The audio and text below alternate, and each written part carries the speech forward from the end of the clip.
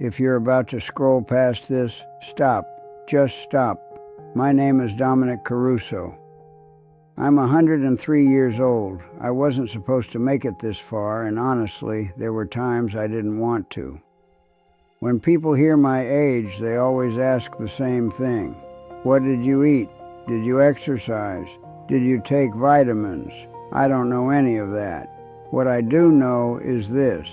I spent my whole life holding on to things I should have let go of a long time ago, and those things made every year I had left heavier than it should have been. I drove truck for 42 years, New Jersey to the West Coast and back. Every time I came home, the house was still there, but my place in that house was already gone.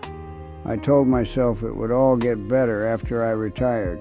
Once I had the time, I could fix everything. My marriage, my kids, myself. But when I finally stopped working, all that was left was a house too big for one person. Things I never used, and people who had already moved on without me. Today I'm going to tell you about 5 things. 5 things I carried for too long. 5 things that almost crushed whatever life I had left. The house, the role, being right, the stuff, and time. Listen until the end. The 5th one hurts the most. And I got a feeling it's the one you keep putting off. The first thing, let go of the house. And I don't mean just the building. I mean the way you keep standing inside a life that already ended, just because the walls are still there. I bought a house in New Jersey when I was 38, 4 bedrooms. My wife Rose loved it. There was a yard for the kids to run around in, a big kitchen, and on Christmas the table was so full you could barely fit another plate. Back then, that house was proof that I made it, proof that a truck driver could give his family something real. But here's what happens. Time moves and the house stays the same. The people inside it don't. My kids left. One went to Chicago, the other to Texas. Rose passed 7 years ago. After that, I was alone in a 4-bedroom house. I only used one room. The other 3, I kept the door shut. I didn't go in. Sometimes I'd walk down the hallway and see those doors. I never opened them because it felt like the past was still sitting in there waiting for me. One day, my son called and said, "Dad, that house is too big for you. You should sell it." I got angry. I said, "You know what this house is? You grew up in this house. Your mother cooked in that kitchen." After I hung up, I sat there for a long time. I wasn't angry. I was scared. I thought if I sold that house, the last proof I ever had, a family would be gone. But now I know. The house wasn't too big. My life was too empty. I wasn't holding on to the house. I was holding on to a time that was already gone. And that weight sank me a little more each day. The second thing, let go of the role. I drove truck for 42 years. That was my name, Dominic Caruso, driver. Anytime someone asked what I did, that was my answer. I drive truck. That was me.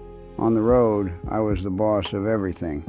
When to leave, where to stop, which route to take. I made every call. Nobody questioned me. Nobody second-guessed a thing. So when I came home, I lived the same way. I'm the provider. I bring the money in. What I say goes. And for a while it worked. When the kids were small. When Rose still had the patience for it. But after I retired, something changed. Nobody listened anymore. Nobody asked for my permission. I was still the father, but nobody came to the father for answers. My oldest son started a business, a restaurant. I gave him my opinions. "Don't do it that way. That's a mistake. Listen to me." I thought I was helping. I thought I earned the right to say those things. One day he called me and said, "Dad, this is not your business." That one sentence stopped me cold. I hung up the phone and sat in the kitchen chair and couldn't do a damn thing for I don't know how long. That was the first time I felt it. I wasn't the person they needed anymore. I was the person they dealt with. I wasn't guiding anyone. I was getting in the way. I wasn't their father. I was their burden. People don't care who you used to be. They see who you are right now. I learned that too late. When the role is over and you can't accept it, you don't just lose the role. You lose whatever relationship you got left. The third thing. This one is the hardest to say. Let go of being right. The need to be correct. The need to never be wrong. I held on to that my whole life. When you spend 42 years on the road by yourself, that's what happens. You make every judgment alone, every decision alone. Whatever goes wrong, that's on you. Nobody sits next to you with a second opinion. So you start thinking you're always right. On the road, that's how you survive. The problem is I brought that home with me. Every time we fought, Rose said the same thing. Dominic, I don't mind you winning. I mind you not hearing me. I never understood that. I'm hearing you. I hear you fine. But you're wrong, so I'm telling you. That's how it always ended. The night before Rose collapsed, we had a fight. I can't even remember what it was about. That's the worst part. I can't remember what was so important that I let our last conversation be an argument. Rose didn't want an apology. She just wanted me to say it once, just once. You're right, I never said it. Not once in all those years. There was a guy I used to drive with named Eddie. We ran the same route for over 20 years. One night at a rest stop, we were having coffee and Eddie said, I never once told my wife she was right, not once. I laughed. Back then I thought that was what a man was supposed to be. Eddie's wife sent him divorce papers 3 years later. Rose never left me, she just died first. I still don't know which ending is worse. I won every argument, every single one. I never backed down. I never once said I'm sorry, I won. And nobody was left. The fourth thing, stop piling up things you're never going to use. I was a saver my whole life. Money, tools, plans, stuff. I always told myself I'd use it someday. I always believed I'd need it eventually. Go look in my garage. You'll find 3 sets of wrenches, an electric drill I never took out of the box, 4 fishing rods. I went fishing twice in my life. Every single one of those things was bought for someday. But with Rose, it was worse. We made plans. Italy. Rose wanted to go her whole life. And I wanted to go too. I mean that. But every year I pushed it back. This year the truck schedule is too tight. Next year we got tuition to pay. The year after that, the house needs work. Let's go when I retire. That was our deal. I retired. Rose brought up the passports. I said, not this year, next year. Let me rest a little first. That next year never came. Rose was gone before it got here. I was cleaning out a drawer one day and I found 2 passports, hers and mine. Not a single stamp in either one. Brand new, never used. I stood there holding them for a long time. I didn't cry. I couldn't. I just stood there like something inside me had shut off. That's when I understood. I wasn't saving things so I could live. I was saving things so I didn't have to start living. All that collecting wasn't preparation. It was an excuse. An excuse to say, not yet. An excuse to say, I'll get to it later. And when later finally showed up, my knees were shot, my eyes were going, and the person I wanted to be with was gone. I spent my whole life getting ready, and I never started. The 5th thing, this is the last one, and this is the one that hurts the most. Let go of the idea that you still have time. I lived my whole life on that sentence. It's fine. There's still time. I'll do it later. That sentence kept me comfortable. That sentence kept me calm, and that sentence ate my whole life. I didn't tell Rose I loved her every day. It's not that I refused, I just thought I didn't need to. We live together. She knows. I don't have to say it. Did Rose know? I'm still not sure. And now I can never ask her. It was the same with my sons. I never said the things a father is supposed to say. I love you. I'm proud of you. I'm sorry. Those 3 sentences never left my mouth for over 60 years. I was raised to believe men don't talk like that. My father never said it to me, so I never said it to them. I didn't even realize I was passing it down. The year I turned 92, I called my oldest son. There was no special reason. I just woke up that morning and one thought hit me. What if I die without ever saying this? I picked up the phone. He answered. I said, I just want to tell you one thing. I love you. There was nothing on the other end for a long time, just breathing.